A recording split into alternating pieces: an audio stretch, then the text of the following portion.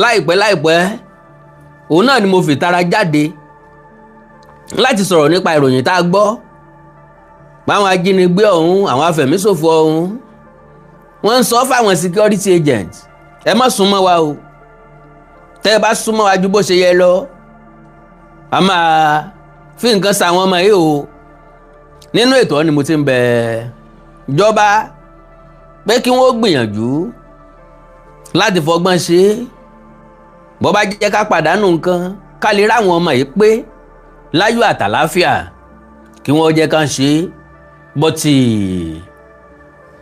rírò ń tẹ ènìyàn ṣíṣe ń tọ́lọ́hún pàápàá jùlọ ọlọ́run wà ní ipa tiwa orin ọpẹ́ nìkan náà lọ́gbẹ́nu wa orí ìyìn ńlọ́gbà wá létí gẹ́gẹ́ bí ọmọ tó mọ̀ọ́re ká máa dúpẹ́ lọ́wọ́ ọlọ́run ẹ mọ́ pè mí ẹ mọ́ tí ì pè mí ká máa gbìyànjú láti dúpẹ́ lọ́wọ́ ọlọ́run ká kíjọba ká káwọn security agents ká yìn wọ́n ká lù wọ́n lọ́gọ ẹnu ṣùgbọ́n ká gbìyànjú àti sọ fún wọn pé bó bá jẹ́ bí ṣe máa ń pẹ́ lélẹ́yìí nǹkan míì ó ti ṣẹlẹ̀ o ó ti pẹ́ jù well pàápàá jùlọ ẹ̀já kọ́ dúpẹ́ olórí àdá sọ pé olórí àdá rèrè àrè lọ́wọ́ ọlọ́run ọba tó ní gbogbo wa tọ́jẹ́pọ̀ náà ní sọ wa tí ń dáàbò rẹ̀ bò wá ṣe é ti ráwọn ọmọ yẹn bó ni wọ́n ṣe rí ǹjọ́ hàn nínú àwọ̀ wọn pé wọ́n wà nínú ìgbèkùn sọ hàn nínú ìrísí wọn pé inú wọn dùn ara wọn yá gágá sí òmìnira àkàndá ló rọ̀ lẹ́nu bíi tejò àjàó ara wíkóńkó aṣọ lójú ọlọ́rọ̀ inú dídùn ò ṣe é pamọ́ra bẹ́ẹ̀ ni inú dídùn ò ṣe é pamọ́ra àwọn ò gbọ́dọ̀ sọ wípé inú wa dùn torí pé abánimádìí ò gbọ́dọ̀ forúnkúnbó ẹ kú ewu ọmọ forí sọ pẹpẹ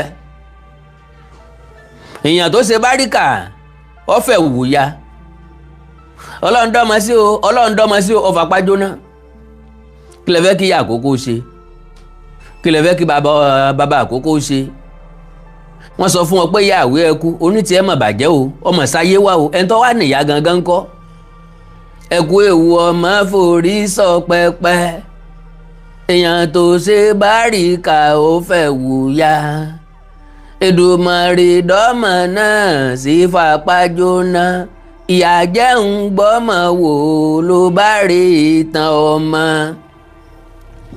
ẹ jẹ́ ń gbọ́mọ wò lápò ọmọ bá já mọ́ wọn lọ́wọ́ mo kí gbogbo ọmọ kóòtù òjìrè bí ẹ kú etí gbọ́ ẹ kú ara yá bá a ṣe kíra wa nu bàbá rẹ̀ ní tó lọ àjò tó tàjò dé àmọ́ kí ẹbí wọn pé wọ́n kú ara yá wọ́n kú ara yíyá ìdùnnú ọ̀hún ilé aláriwo la ti pa ọ̀dọ̀ àwọn òbí ọmọ ni a ti mọ̀ wípé inú wọn dùn díẹ̀ ní tàlàbánú apẹ́ ẹ̀dùn bẹ́ńtì ń tọ̀dọ̀ wa ṣùgbọ́n alihamdulilayi orin ọpẹ́ náà ló gbẹnu wa orin ìyìn ló gbẹnu wa àárín fáyọ̀ bí ọ̀sọ́pẹ́ mo bá àwọn ọmọ yìí dúpẹ́ mo bá òbí wọn dúpẹ́ mo bá gómìnà Ṣèyí Mákindé dúpẹ́ mo bá ààrẹ Bọ́lá Ahmed Tinubu mo bá wọn dúpẹ́ pé wọn ò gbókọ owó bà lára àwọn ajínigbé àwọn kan jọ lọ nípè ẹ̀kúnrẹ́rẹ́ ìròyìn tí èmi mú wá nù owó bà lára àwọn ajínigbé ọ̀hún àwọn kan jọ lọ nípè bọ́lọ́pàá bá ti sọ wípé tàbí iléeṣẹ́ ológun bá ti sọ pé wọ́n neutralize àwọn èèyàn kan ó túmọ̀ sí wípé wọ́n ti rán wọn lọ sí ọ̀run àrèmabọ̀ kò sí ní tó dùn bí àrùn ibà. We are grateful. The president, sir. We are grateful. We understand your commitment to our safety, and we appreciate all you did for us. We could see in your hand. Thank you very much. And every security operative, they tried so much, and that is why we are still alive now. We are very grateful to you. Thank you very much.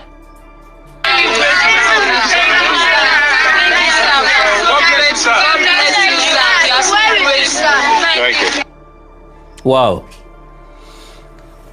Well, ìdùnnú ṣubú láyọ̀ o, ìdùnnú ṣubú láyọ̀ o.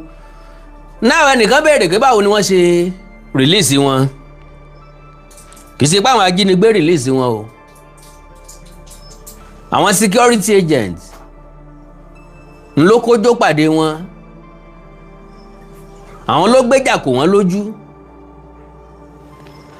So, according to bó ṣe jáde lọ́dọ̀ ẹni tó jẹ́ agbẹnusọ fún ààrẹ orílẹ̀-èdè yìí lórí ètò ìròyìn òun ló fi ròyìn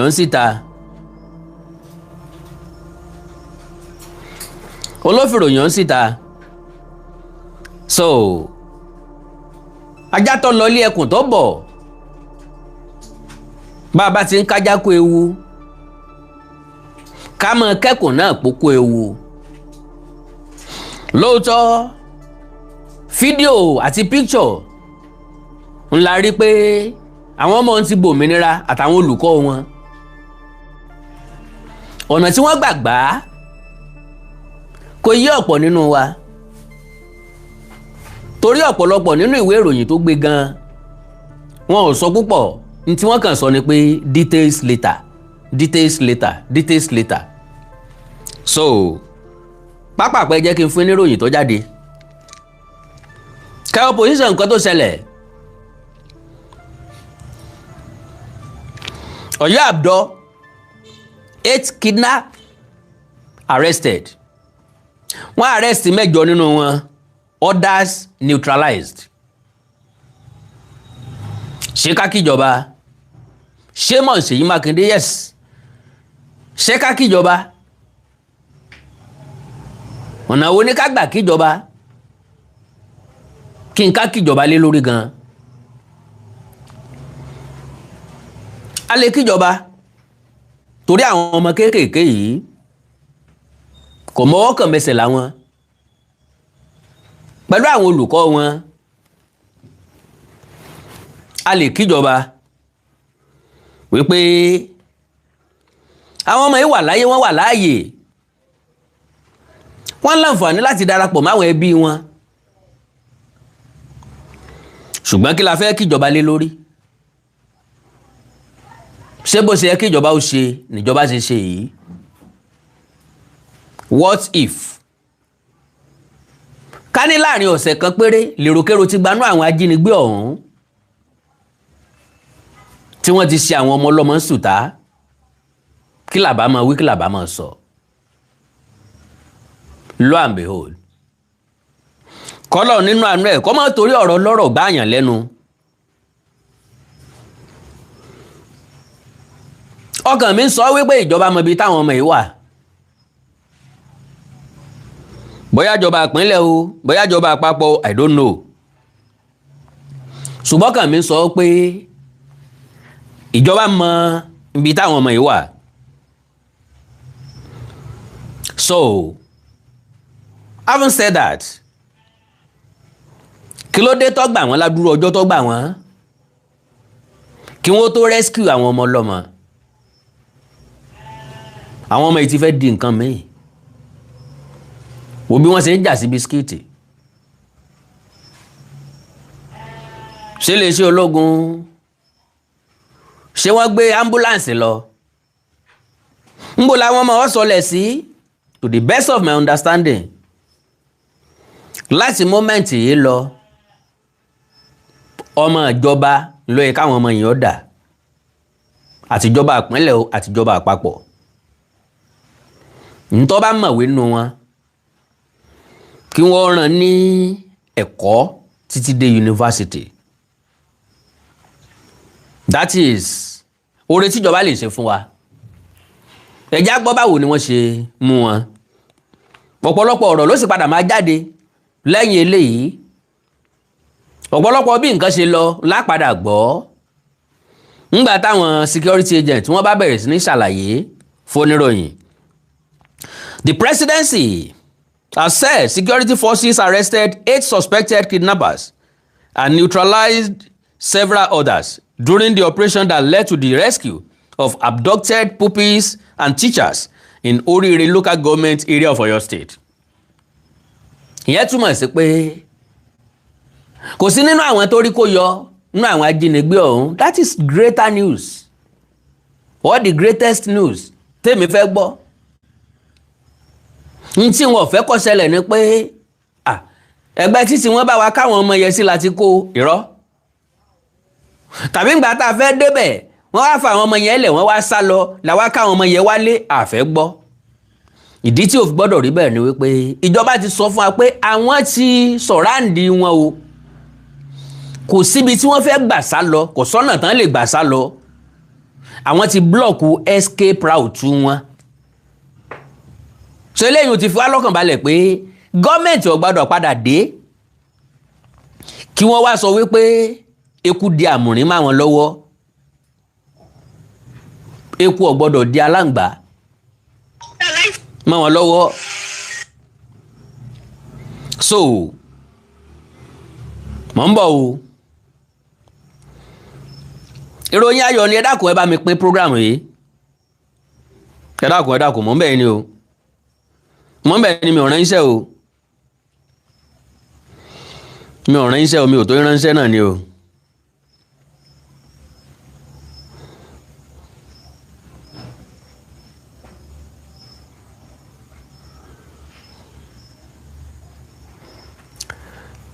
ẹ bá ń pín láàrin ìṣẹ́jú kan.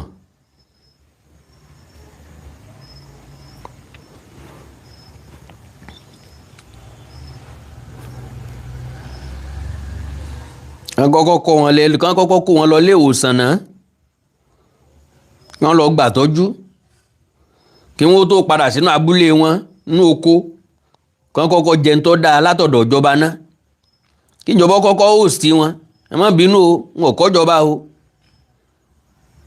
wọn kàn kọ́kọ́ host wọn ìwé kákan wàá sọ pé àwọn fámìlì yín nù ẹ lọ bá wọn kan fámìlì náà wá dúpẹ́ lọ́wọ́ wa pé ẹ ṣé o ẹ jẹ́ ara àwọn ọmọ wa padà o nǹkan kan gbọ́dọ̀ tẹ̀lé o ọ̀pọ̀lọpọ̀ nǹkan làwọn ọmọ yìí ti lose náà ti miss wọn ò dẹ̀ lẹ́sẹ̀ kankan kò sí nǹkan tó kàn pẹ̀lú gbogbo ohun tó ń ṣẹlẹ̀ yìí àwọn kan náà kó bá ìjọba o ìjọba ló ń kó bá wọn o so kí la fi compensate wọn ọ̀dọ̀wọ́ ẹ̀yin ọ̀jọ̀gbọ́n ọ̀dọ̀wọ́ ẹ̀yin àgbà.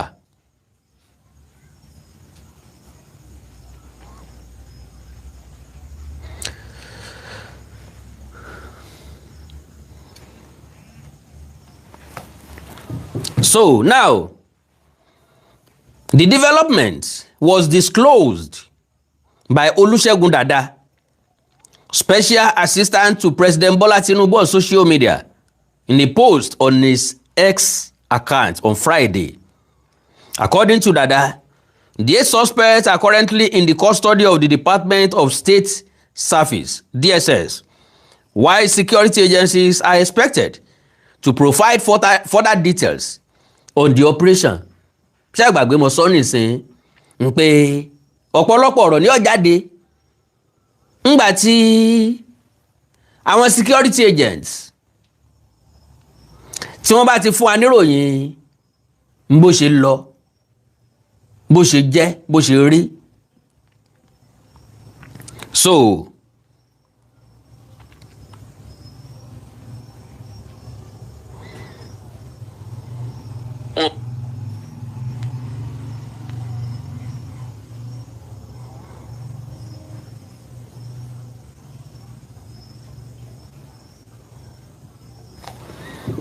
So, okay, he said, and I quote, security forces say in the course of the rescue operation, 8 of the kidnappers were arrested and are now in DSS custody, while some of them were neutralized on the spot. More updates from security agencies soon, that road. So, now, the victims, the update came hours after Bayo Onanuga, special advisor to the president on information strategy, announced on his X account that the abducted pupils and teachers had regained their freedom after weeks in captivity.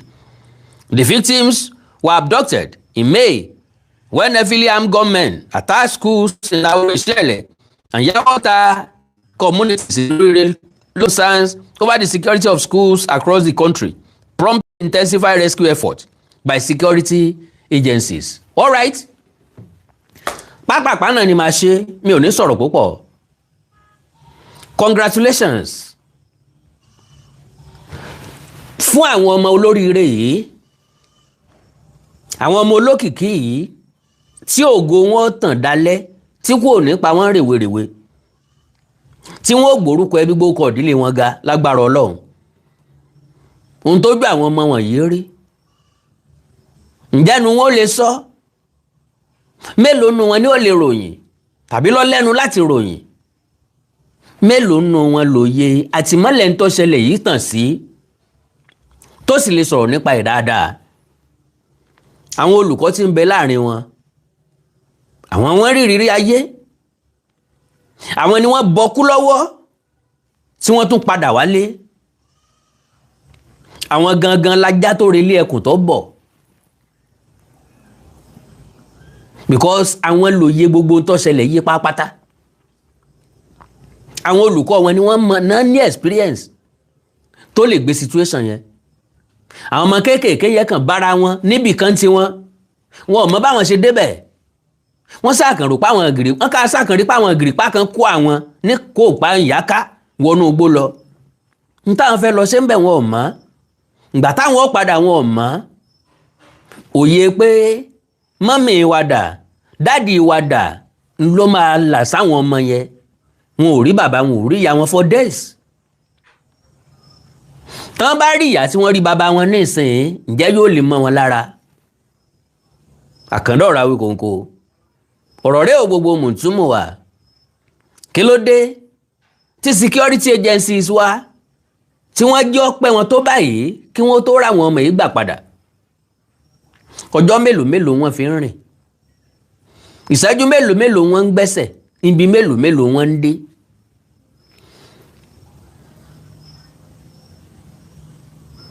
So now kí ló dé tíjọba dìlé ìdásílẹ̀ àti òmìnira wọn títí dàkókò yìí?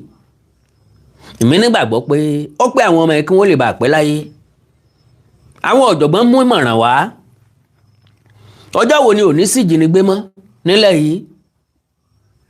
Àwọn nǹkan tó yẹ ká correct lórílẹ̀‐èdè yìí pọ̀. Ìgbésùnmọ̀mí ó yẹ ká correct ẹ̀. Corruption ó yẹ ká correct ẹ̀. Ìjínigbé ó yẹ ká correct ẹ̀. Olè jíjà ó yẹ ká correct ẹ̀. Ó di ọjọ́ tá a bá tó fún ọ ní ìjìyà ńlá.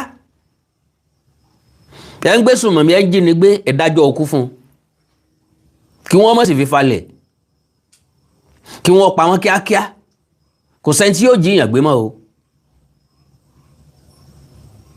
Yes, kò sẹ́ni tí yóò jíyàn gbé mọ́. Wọ́n ń jíyàn gbé, wọ́n san ransom o, wọ́n san ransom o. Ajínigbé wá sọ fún ipò ti di ẹ̀dá tuntun. Òun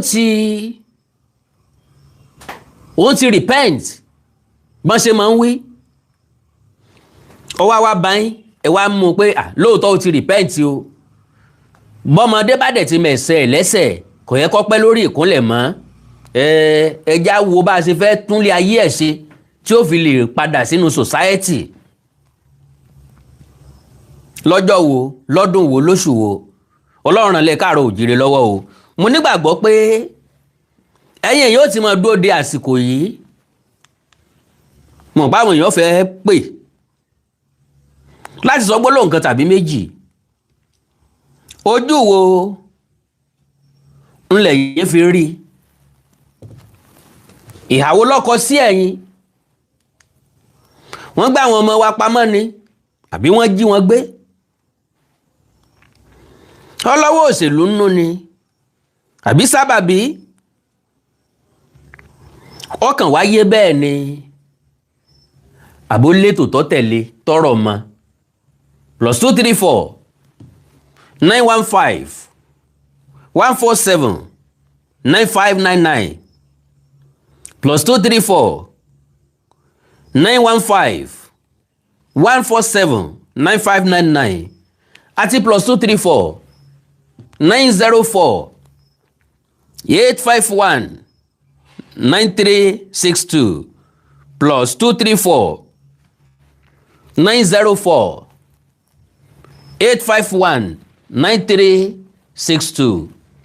èyí tọ́wọ́ yín bá bá ń bẹ̀ tẹ́ bá lè tètè pè sí mo fẹ́ gbọ́ gbólóhùn kan tàbí méjì lẹ́nu ẹ̀yin ọ̀jọ̀gbọ́n ká sì kí àwọn ẹbí àwọn ọmọ yìí pé wọ́n kú oríire, wọ́n kú àmójúbà.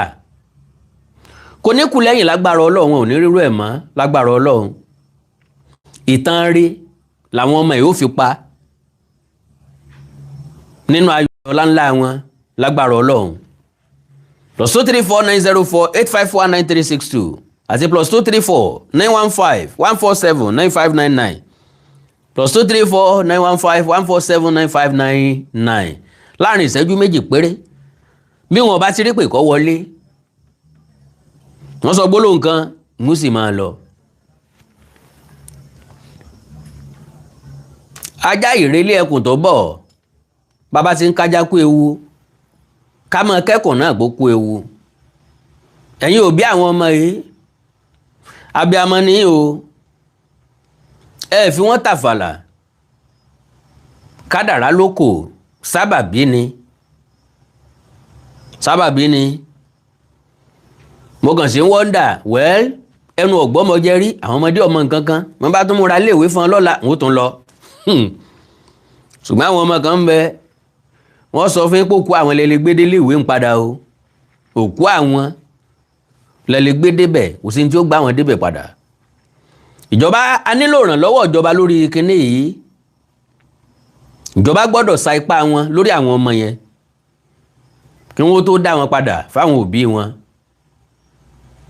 ẹ̀yin tẹ́ lè rehabilitate ajínigbé àtàgbésùmọ̀mí, ó yẹ kẹ́ lè rehabilitate àwọn ọmọ tó ti wà nínú igbó fọ́pọ̀lọpọ̀ ọjọ́.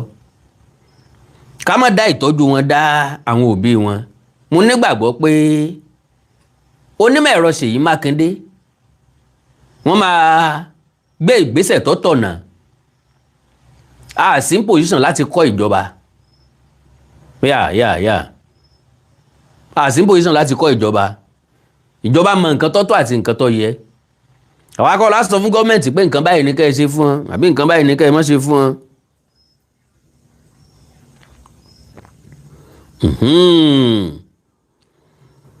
mọ́mí mi ní the ones looking traumatized, though it's either that they kidnappers were very human or there is more to this abduction than we know. I suspect they've been kept in a compound within the environment, within the environ, rather than in the forest. They couldn't have been in captivity for nearly 2 months in the forest and come out this fresh or radiant. I expect them to look gaunt and frail. God bless you, ma. Ntí mo rí gbà níbẹ̀ nu o. Ń bọ̀ o.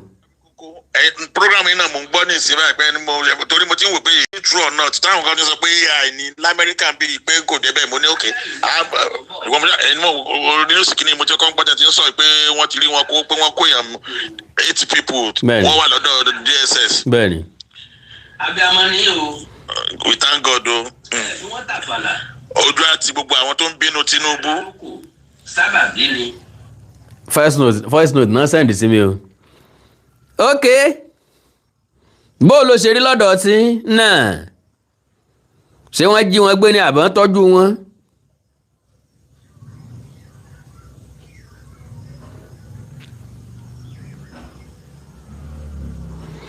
mo mọ̀ wípé tó bá tó time principal yẹn á láǹfààní àti sọ̀rọ̀ tó pọ̀ bó bá dójú sí sùfùrọ̀ là but still ó máa láwọn nǹkan tó máa yé woman yẹn ó máa láwọn ìmọ́lẹ̀ nǹkan tó tàn sí ó máa láwọn nǹkan tó lè sọ̀rọ̀ dé because n tó lè sọ ni pé àwọn wà nínú igbó níbi táwọn wà ní tí wọ́n ń jẹ bí wọ́n ṣe ń ṣe é sáwọn n tó lè rí sọ nìyẹn. now ṣé ìṣẹ̀lẹ̀ yìí ti fòpin sí ìgbésùnmọ̀mí nílẹ̀ Yorùbá sáwọn tí wọ́n ń wọnú ilẹ̀ wa wá tí wọ́n ń wọnú igbó wa wá nílẹ̀ Káàárọ̀ Oòjíire ṣé wọ́n sì summon courage láti máa bọ̀ àbí òye ti yé wọn báyìí wípé àṣegbé kan ò sí àṣepamọ́ lọ́wà àti pé kò sí nǹkan tó sápamọ́ lábẹ́ ọ̀run. èmi ìbá advice wọn kí wọ́n pọ̀ sókè rajà kí wọ́n padà bí tí wọ́n ti ń bọ̀. ilẹ̀ Káàárọ̀ Oòjíire bá a bá ti jí àti jí ń tiwa náà nù o. gbogbo abiyamọ tí ń wò mí ẹ ní fojú sunkún ọmọ yín àwa náà ò ní fojú sunkún tiwa lágbára Ọlọ́run iṣu ọmọ ò jiná fún wa jẹ bọ́ bá jiná kò ní dó wa lẹ́nu ẹnu ò sì ní dùn wá lágbára Ọlọ́run ikú ò ní pa àwọn ọ̀dọ́ wa àìsàn ò ní káwọn èwe wa lágbára Ọlọ́run àní gbèsìn àní gbègbìn láṣẹ Èdùmàrè á jèrè wọn gbogbo ẹ̀mí tó ṣẹ́gun sí ìtò ni yóò jẹ ọbẹ̀ rẹ̀ lágbára Ọlọ́run. I love you all ẹ ṣe ẹ kú àdúrótì láti ìgbà tí wọ́n ti kó àwọn ọmọ yìí kò sọ́mọ wa ń bẹ̀ kò ní sọ́mọ wa ń bẹ̀ lágbára Ọlọ́run ṣùgbọ́n gbogbo àwọn ọmọ yìí pátápátá ọmọ wa ni wọ́n pòṣíṣàn ọmọ ni wọ́n jẹ́ sí wa bàbá wa dákẹ́ Ọlọ́run ó bí wa bẹ́ẹ̀ ni because Ọlọ́run níṣẹ́ tí ń rán ẹ̀dá torí àwọn àkókò kan lọ́lọ́run fi máa ń rán àwọn ẹ̀dá kan bàbá wa lórí ọ̀fẹ́ láti jẹ tá a jẹ ẹ má gbàgbé Ọlọ́run kọba tó lè fún igi ilẹ̀